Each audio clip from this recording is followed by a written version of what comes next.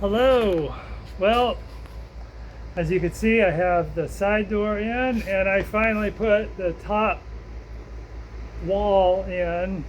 This has been so agonizing trying to design it piece by piece, kind of planning ahead, but also doing it organically because I can't picture it until I take the next step. And I would have done things differently if I had started from scratch, but there's no way I want to start from scratch.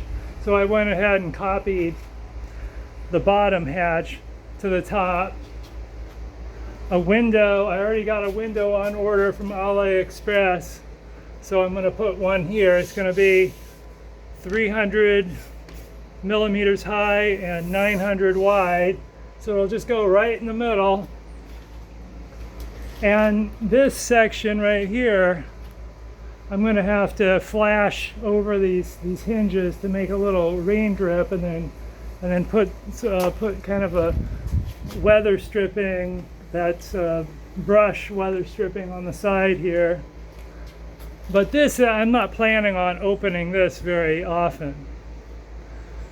In fact, I'm going to rely on the window most of all. But I wanted the ability to open it up, and I'll just have a little rod that holds it up, and so I could sit there looking out, because this is where the twin bed will be. I just wanted that option, plus to be able to move big and heavy stuff in and out of the rig without having to go through the side door, just as an option. It just gave me more options. So the next step is to make a lock for this bad boy, to finish the trim around here, because I need to finish the jamb, because it's not completely done. It's really the only part of the jamb that's done is the sides. So I need to get the top and the bottom, and then get some bolts, the slide bolts for,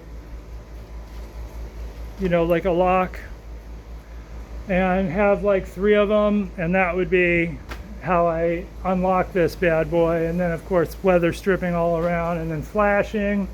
And then as far as these screws are concerned, I'm going to find some machine screws that'll fit in this little recessed hinge hole, and then use a T-nut on the opposite side, and then use permanent thread locker, so somebody with a screwdriver can't just easily undo. In fact, you have to drill it out at that point.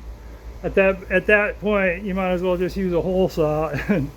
But once they get out power tools like that, the whole thing is, you can get in anything with a power tool.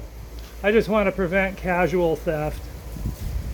And as far as the latch for these, I'm going to use gate slam latches. I already got them from Harbor Freight, and I've already designed in my head how I'm going to be able to make it so there won't be exposed locking mechanism from the outside. It'll just be slammed to shut, and then I'm going to make it so from the driver's seat I can just get out of the driver's seat, reach back there, pull a lever, and it just unlocks, because that way I can easily get in and out of this garage area. Or I could actually also have a latch on the passenger side as well.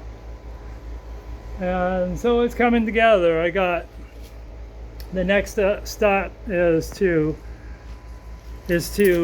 determine what kind of ceiling fan, what brand. The Max Air Deluxe is just really expensive, but there's this competitor that is a little higher, and I am concerned that the height of it might cast a shadow on solar panels. And then that's another thing, so, you know, determining the layout so I can put as much solar up there as possible. I guess I'm probably going to be limited to 800 watts, which would be good, but not ideal.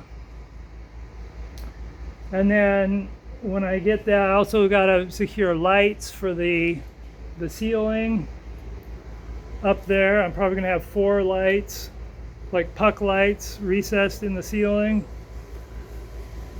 And then I got to deal with insulation and ceiling material. So more to do, but at least I got something done today. All right, thanks for watching.